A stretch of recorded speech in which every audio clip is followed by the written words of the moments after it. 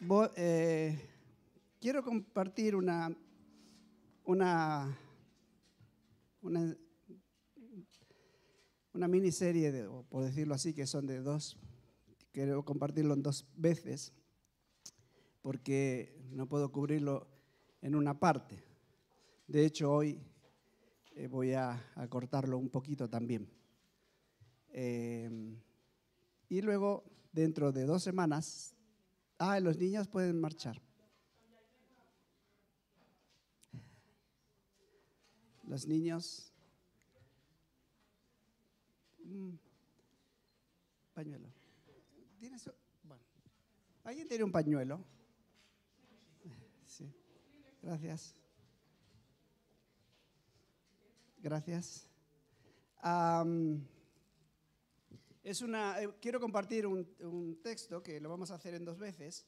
Comenzamos hoy.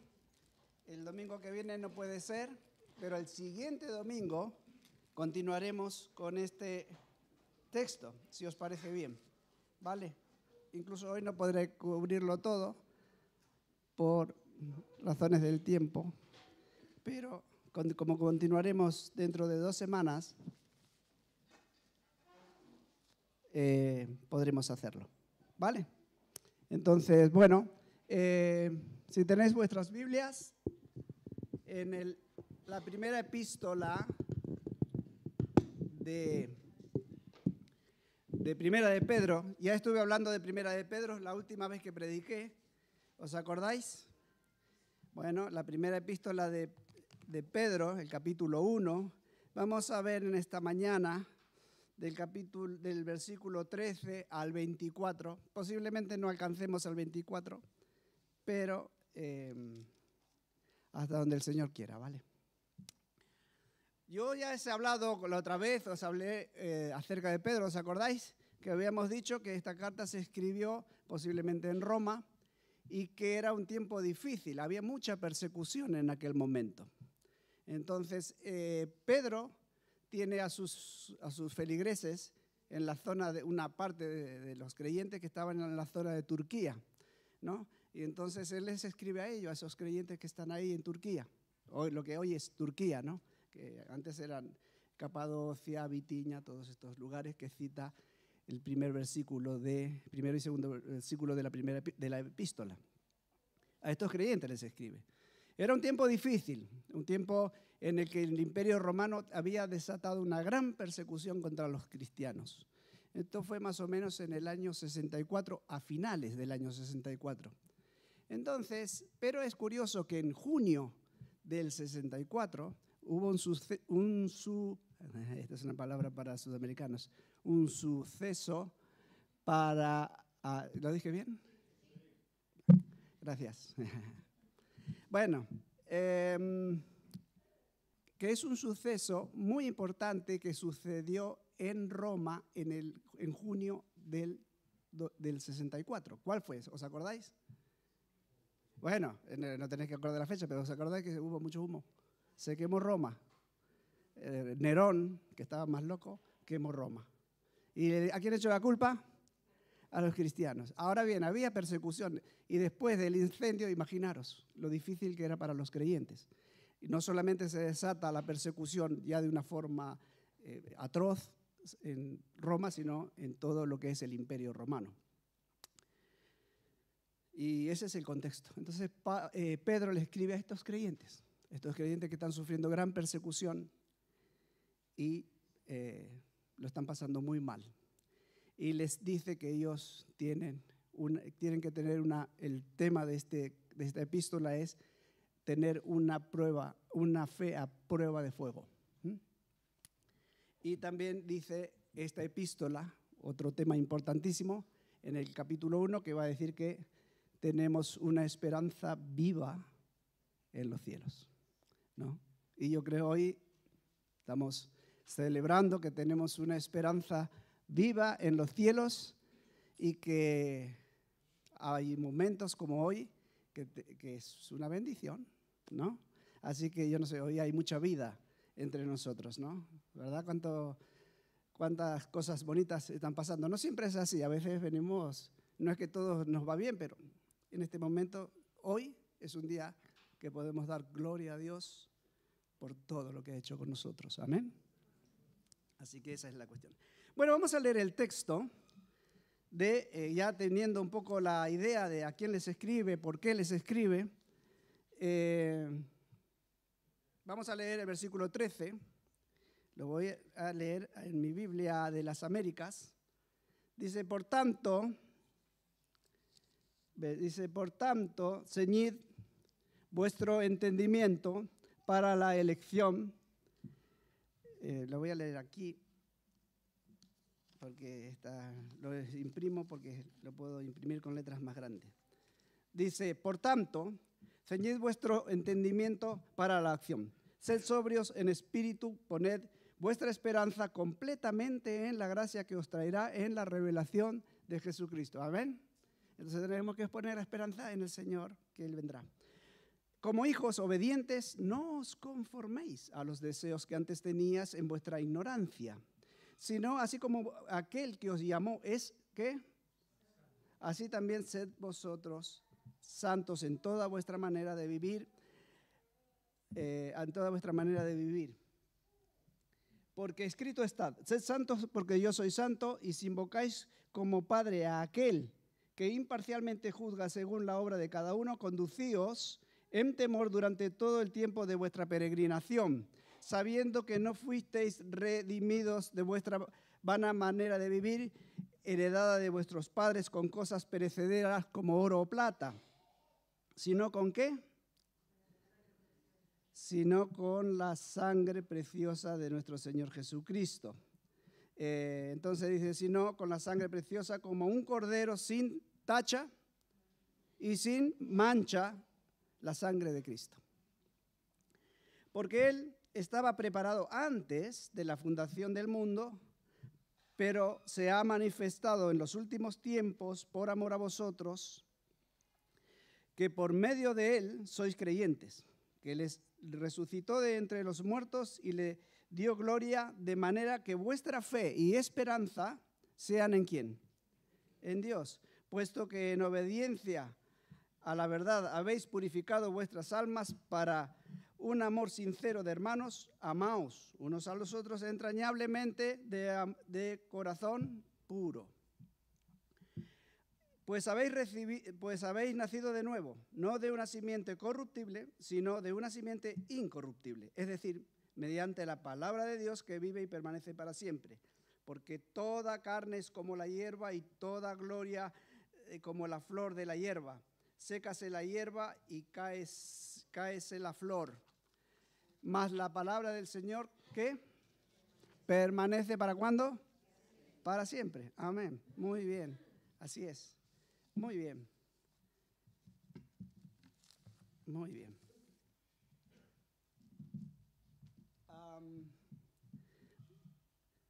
En esta mañana vamos a hablar de la santidad. Un llamamiento a la santidad he llamado a esta enseñanza. Un llamamiento a la santidad. ¿Por qué Dios nos llama a la santidad? Vamos a ver el versículo 13 y el 14. Dice, ahí vemos que hay una serie de verbos que nos dice que ceñid, ¿qué? Vuestro entendimiento. ¿A qué os suena eso? ¿No? Suena a Romanos 12. Dice, sino que, dice, presentad vuestros cuerpos como sacrificio vivo, dice Romanos, agradable a Dios como culto racional y transformados por medio de la renovación ¿de qué? De vuestra mente. Es la misma cosa que está diciendo Pablo en Romanos, lo está diciendo ahora Pedro aquí. Dice, para la acción, dice Pedro. ¿Y Pablo qué diría? ¿Para qué? Para comprobéis la. Entonces la acción es la voluntad de Dios. Amén. Cuando tú haces algo que Dios te mandó en tu mente, estás haciendo la voluntad de Dios. ¿Veis? Los apóstoles escribieron todas las mismas cosas.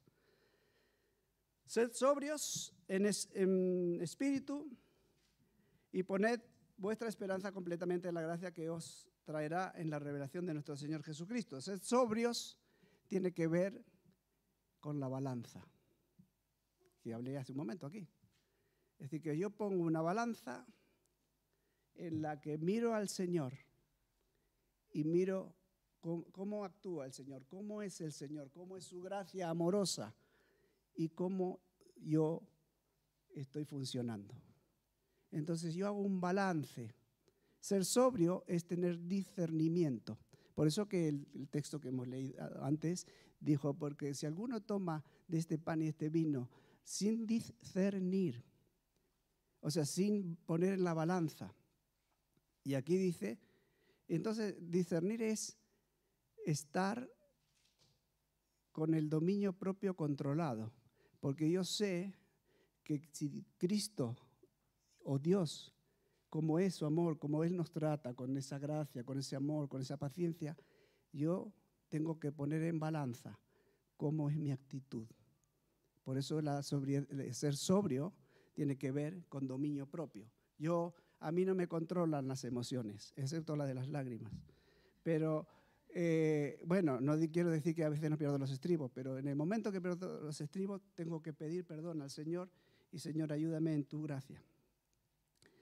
Hay que poner la esperanza, como en esta mañana, en nuestro Señor Jesucristo, que Él vendrá y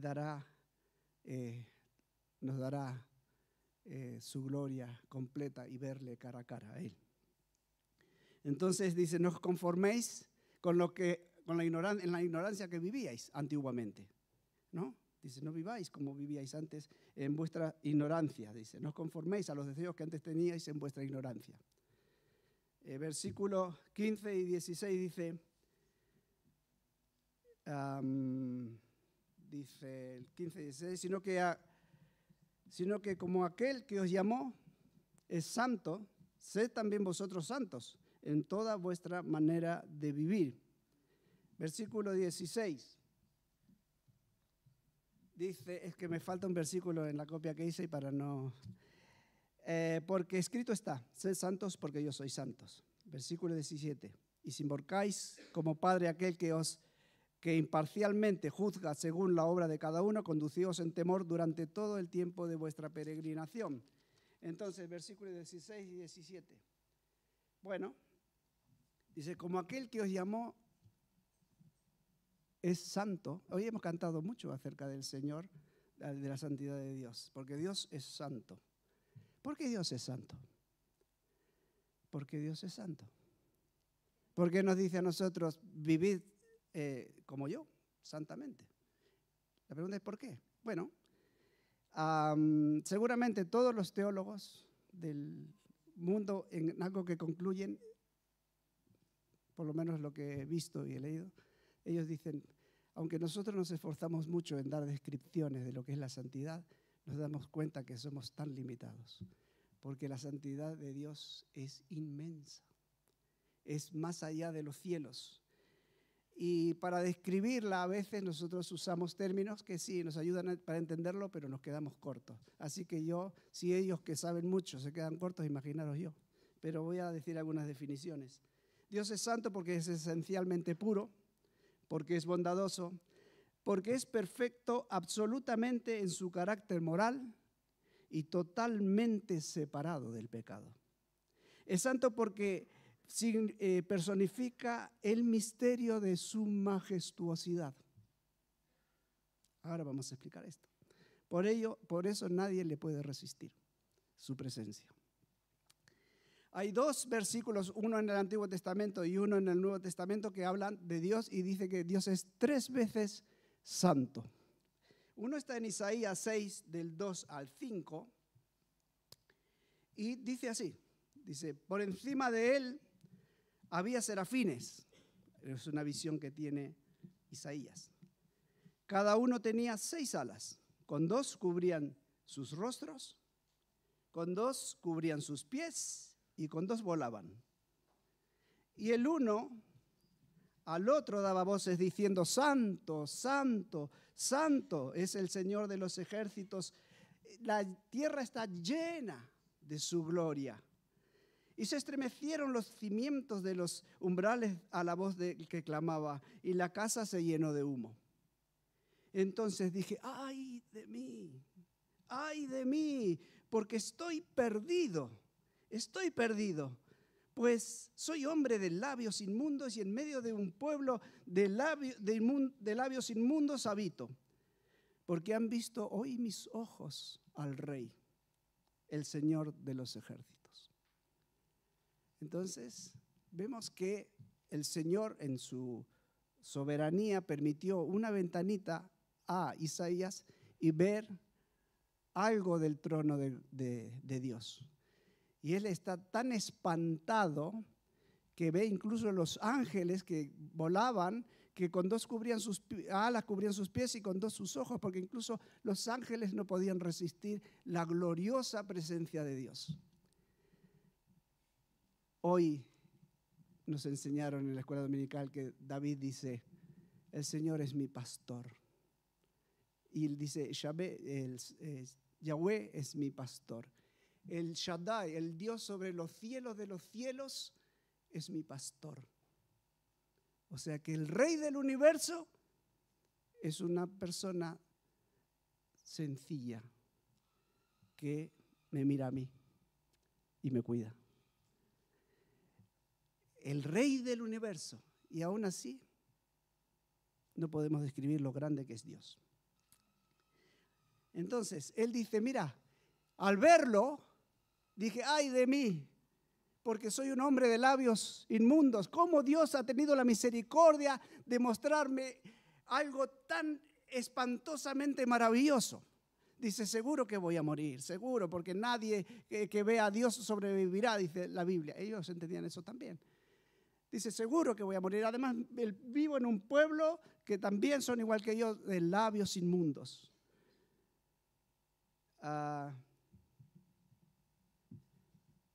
Qué tremendo es que él ve a Dios y se ve él. Cuando ve la majestuosidad de Dios, ves la miseria tan grande que es él. De ahí viene la palabra misericordia, una palabra compuesta por dos palabras griegas. Miseria es cuando tú ves tu miseria.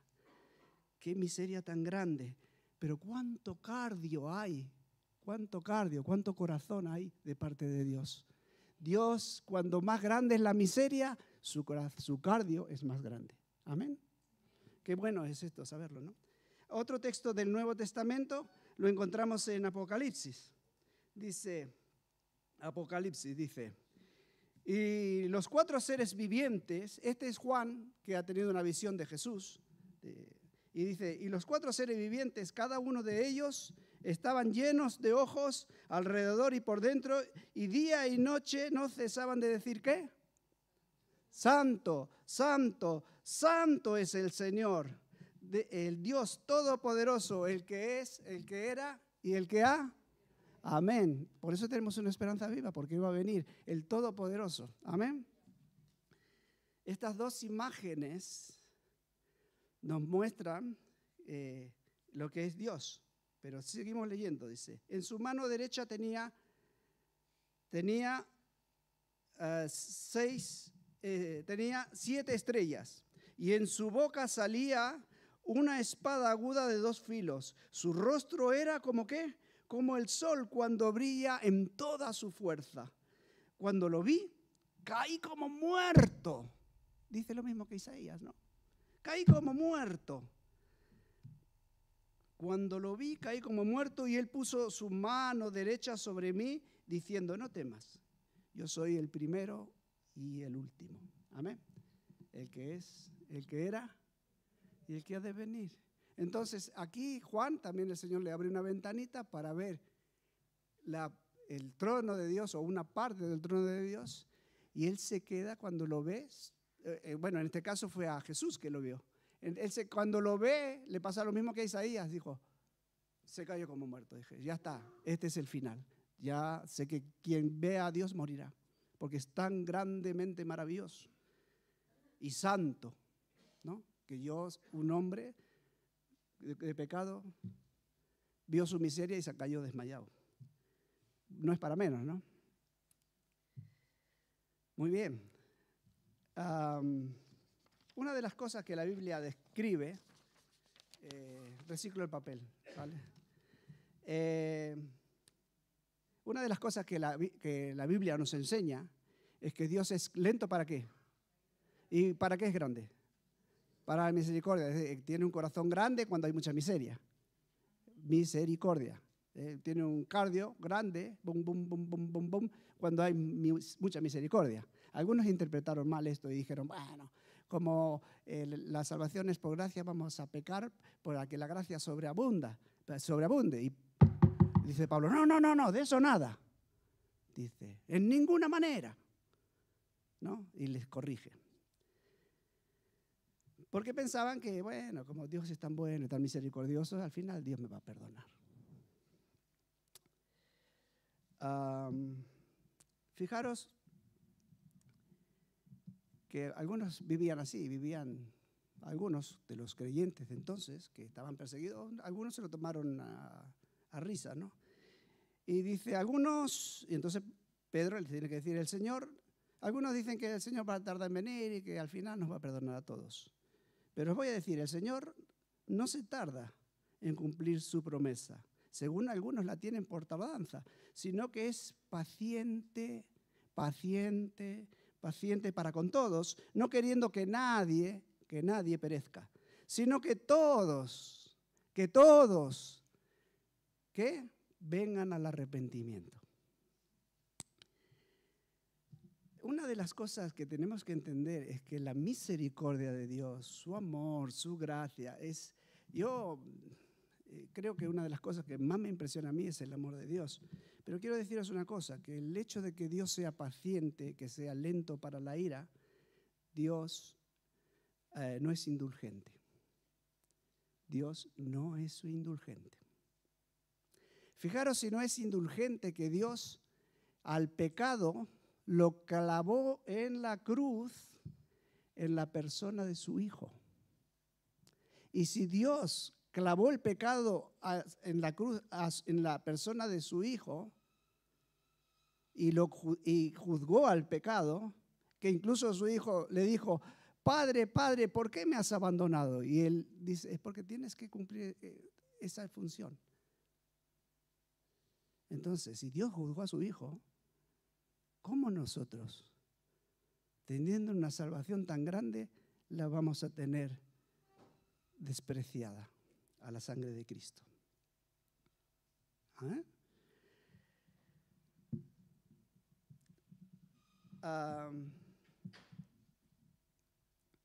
Hermanos, Dios no es indulgente con el pecado.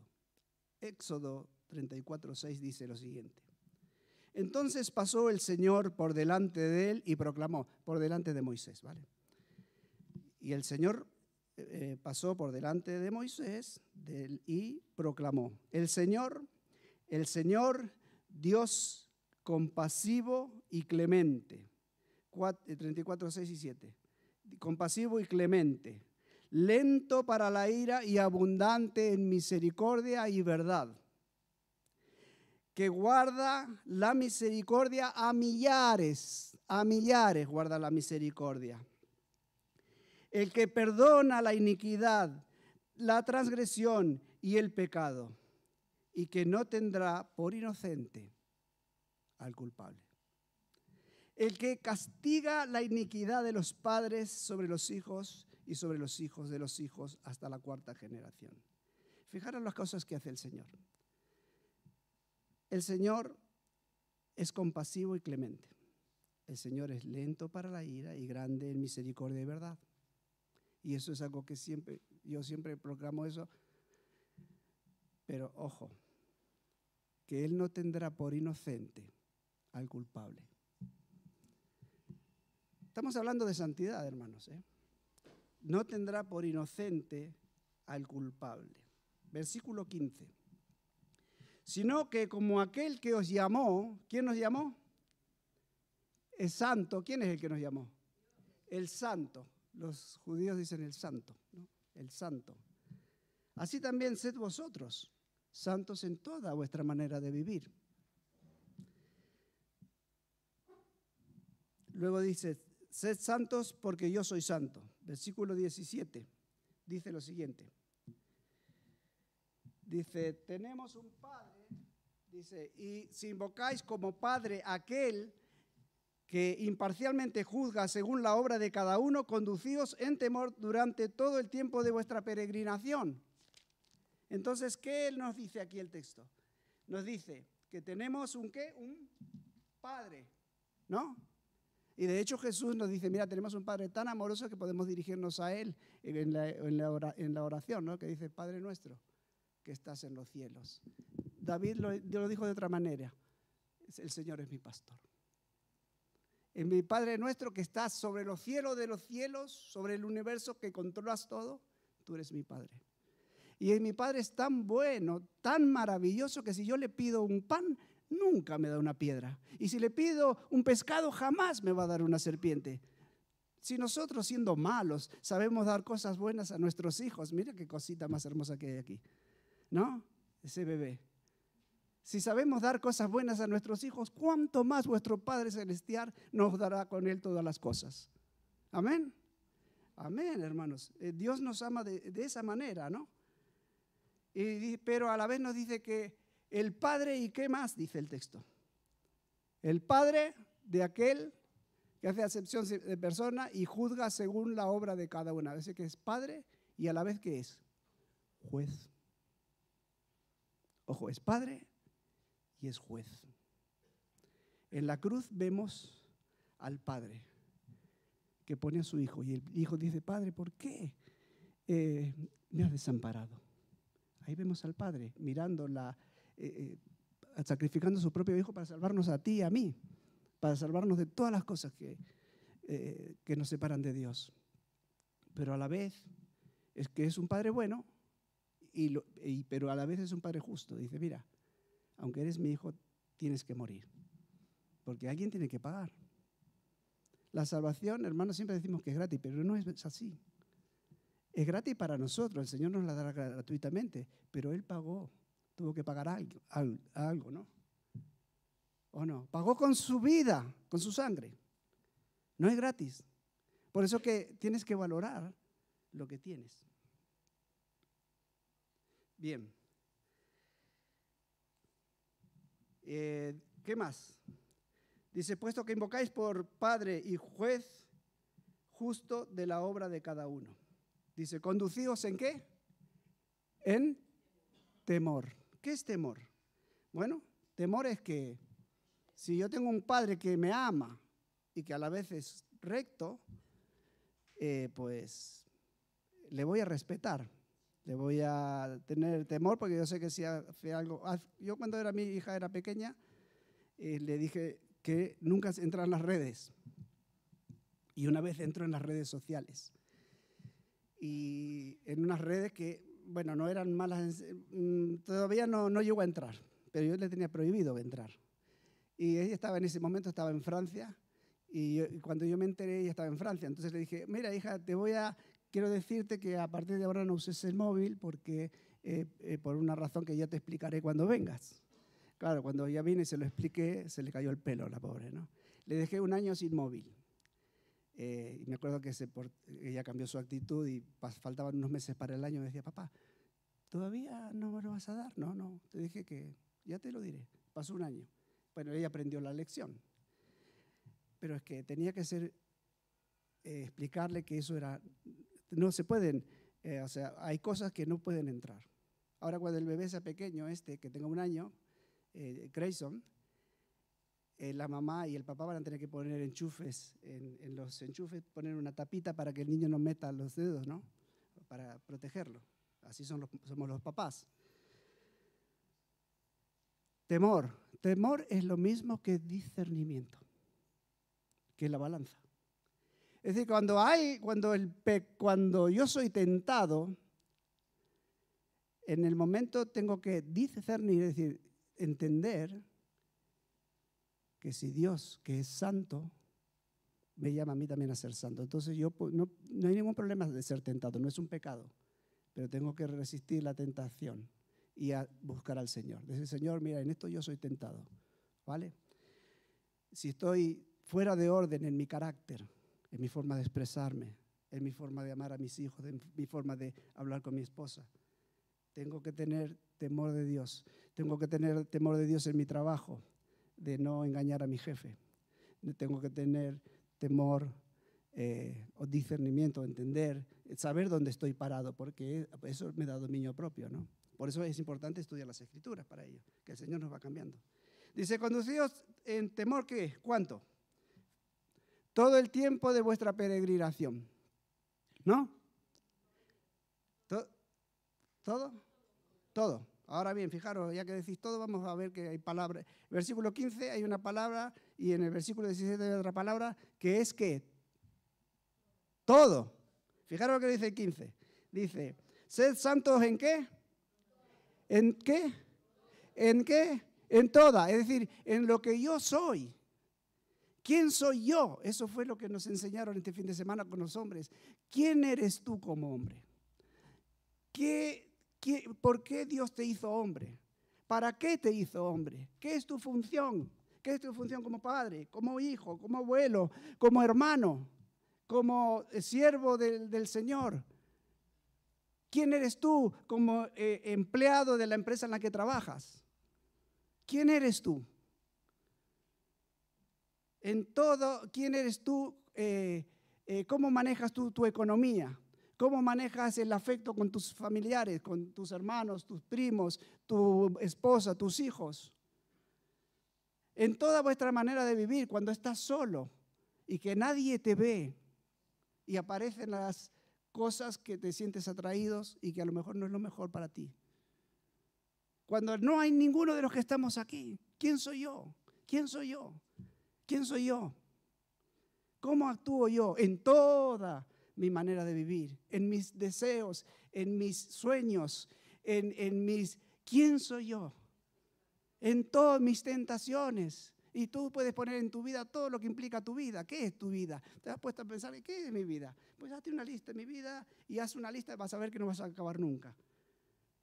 En toda vuestra manera de vivir. Y después en el versículo 17 dice, ¿en todo qué? ¿El tiempo de qué? De vuestra peregrinación. Hace poco hace ya 2 años así, estuve predicando acerca de Filipenses y dice, y aquel que la buena obra empezó, ¿qué?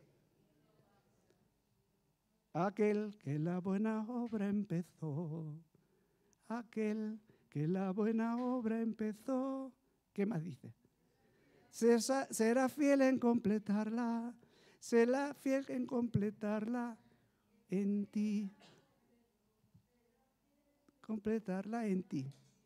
Pero aquí el texto dice, hasta el día de Jesucristo.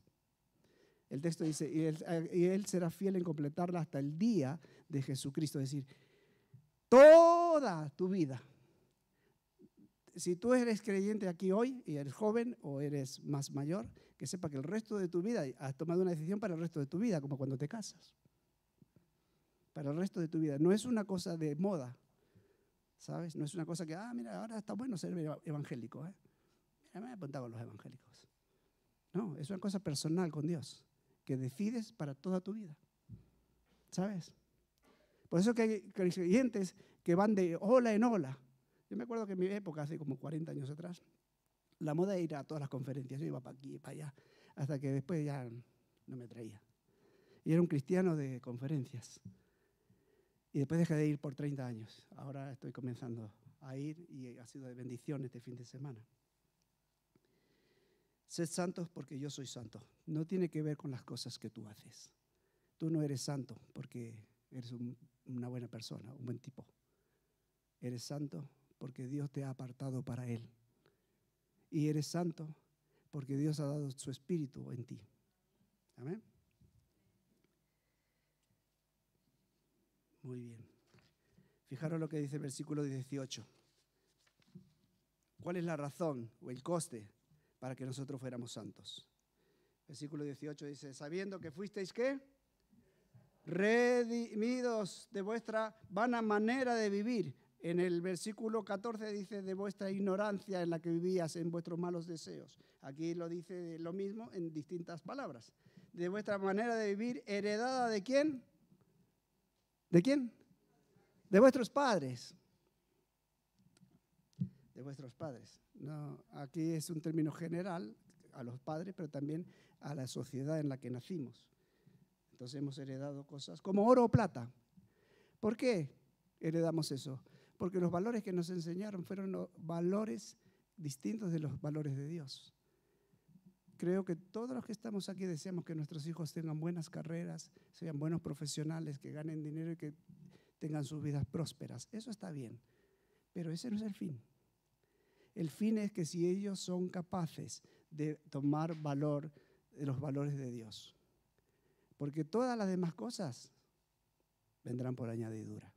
Si tú estás con el Señor, todo lo demás, el Señor, que es un Padre bueno, te lo va a dar.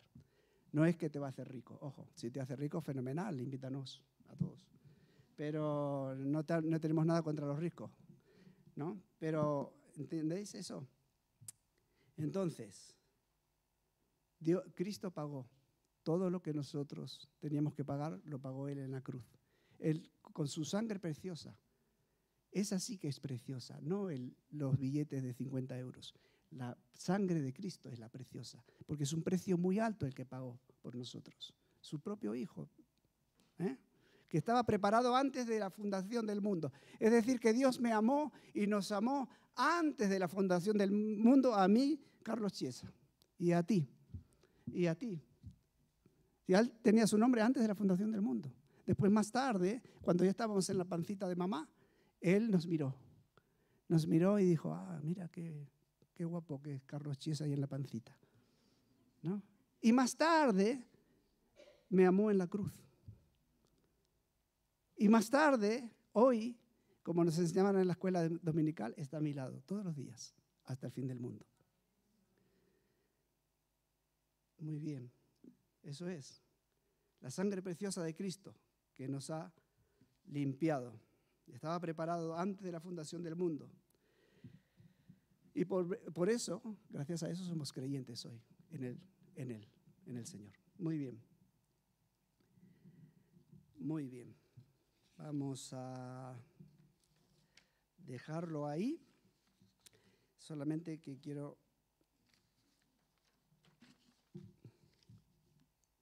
decir que la santidad significa esencialmente, cuando dice que Dios nos santificó para ser santos, o somos santos o nos va a santificar, a veces dice, yo, Pablo, escribo a los santos llamados a ser santificados.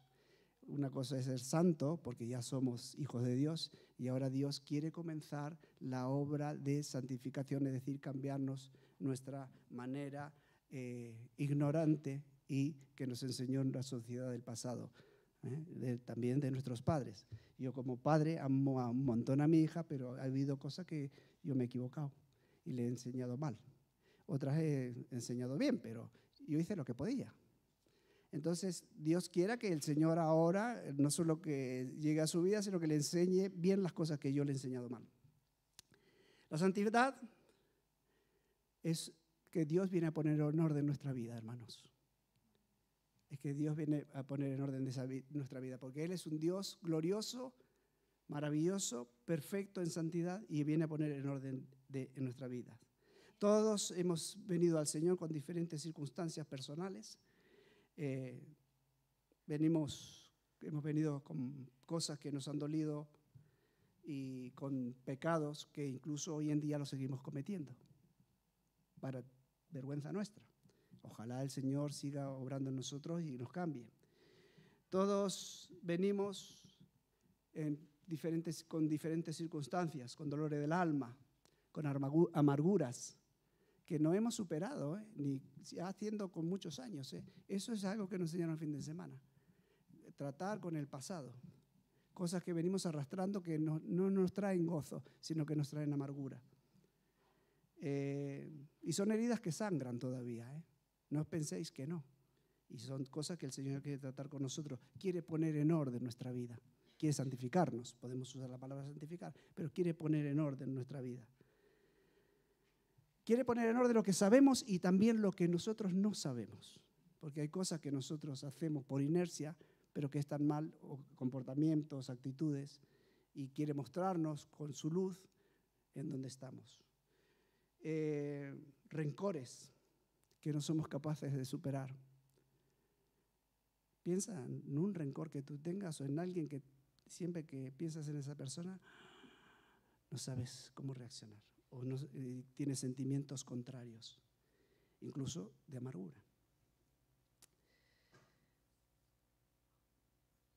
Rencores.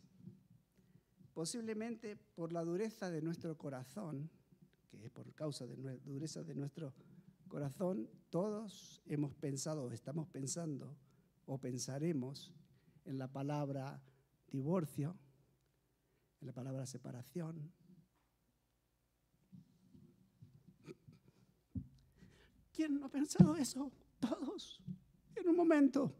¿Por qué? Porque la vida, hermanos, las relaciones son difíciles. Pero ¿qué dice el Señor? Sed santos porque yo soy santo.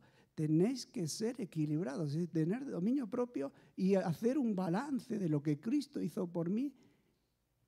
Cuando yo me casé, no me casé con mi mujer, me casé con el Señor. Hice un compromiso delante del Señor. Entonces, si yo me divorcio, estoy rompiendo, no solo con mi mujer, es que estoy rompiendo un compromiso que hice con Dios para toda la vida. Como tú que eres creyente, lo has hecho para toda la vida. No es para hoy, hasta que pase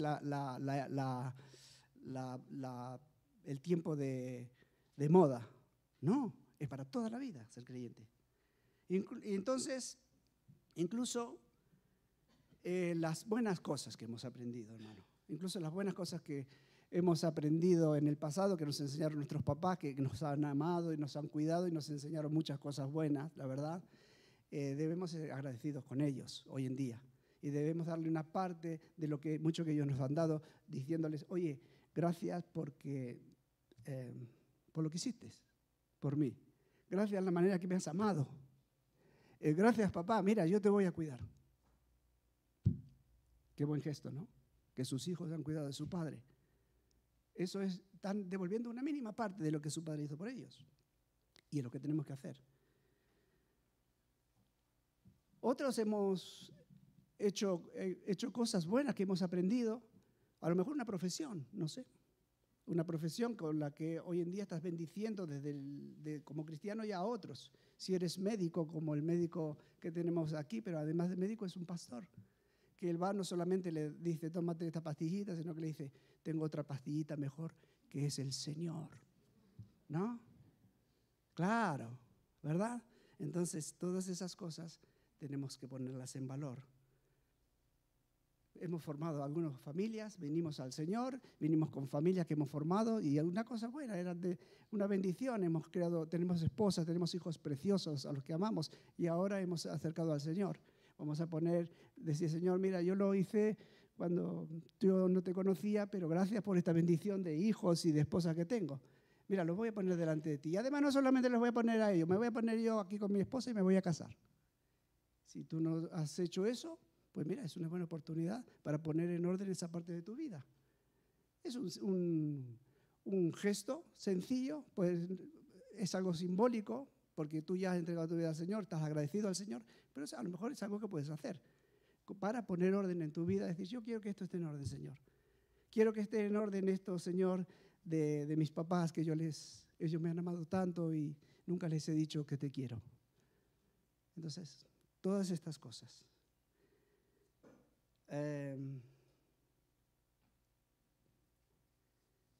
Bueno, se acabó el tiempo. Quiero terminar con un versículo. Es una imagen, pero espero que os quedéis con esta imagen. Está en Éxodo 34, 28 al 30. Dice, y él estuvo allí con Jehová, Moisés. ¿Vale? Moisés estaba con Jehová 40 días y 40 noches. No comió pan ni bebió agua, escribió las tablas, las palabras del pacto, los 10 mandamientos. Y aconteció que descendió Moisés del monte con las 2 tablas de testimonio en su mano, y al descender del monte no sabía que la piel de su rostro resplandecía, después que hubo hablado con el Señor. Y Aarón y todos los hijos de Israel miraron a Moisés, y he aquí la piel de su rostro era resplandeciente, y tuvieron pánico. o espanto o miedo acerca de ver a Moisés. ¿Qué fue lo que pasó? Moisés subió al monte y la gloria de Dios cubría el monte. La gente estaba aterrorizada porque no podían ver al Señor, ni se les ocurría acercarse a la gloria de Dios en el monte. Pero Dios llama a Moisés y Moisés se interna en la nube y sube al monte y Dios 40 días habla con él. Y fijaros lo que dice el texto. Dice que Moisés hubo algo que no sabía. ¿Qué era lo que no sabía? Que su rostro brillaba. O sea, él estuvo 40 días y no se daba cuenta que su rostro brillaba. Incluso él bajó y parecía una bombilla esas de LED. Cuando bajó, la gente lo vio, se pegaron un susto de muerte. ¿Qué nos dice eso? Lo que nos dice es que cuando tú te acercas al Señor con todas estas cosas de tu vida que te han dolido, incluso tú sin saberlo, que sepas que el Señor está haciendo algo dentro de ti. Es decir, te está dando su luz y te está iluminando tu interior, todas las cosas que tú necesitas ser sanadas. Entonces, cuando tú vas al rostro, a veces no os ha pasado, Señor, yo te he pedido esto 25 veces y tú nunca me lo has respondido, no sé qué, Señor, mira, y vas todos los días con lo mismo. Y a veces dice uno, ¿para qué voy si no? Pero lo que no sabemos es que Dios está haciendo algo en nosotros. Dios está obrando en cada uno. Hermanos, cuando te acercas al Señor, tu rostro de amargura cambia y tienes un rostro de gloria. Quédate con esta imagen. Cuando voy al Señor, el Señor va a hacer brillar mi rostro, va a iluminar mi interior y me va a mostrar lo que necesito ser cambiado. Es decir, que me va a santificar. Amén. Vamos a orar. Señor, míranos, aquí estamos delante de ti. No tenemos muchas cosas que ocultarte a ti porque tú lo ves todo. Y Señor, sí queremos ser santos como tú eres santo, que eres 3 veces santo. Santo, santo, santo. Señor, ayúdanos a no ser superficiales, cargando a los hombres cargas que no pueden llevar, sino que enseñemos y que tú nos enseñes que el valor que hay en nosotros es lo que tú pones en nuestro interior. Lo pedimos en el nombre de Jesús.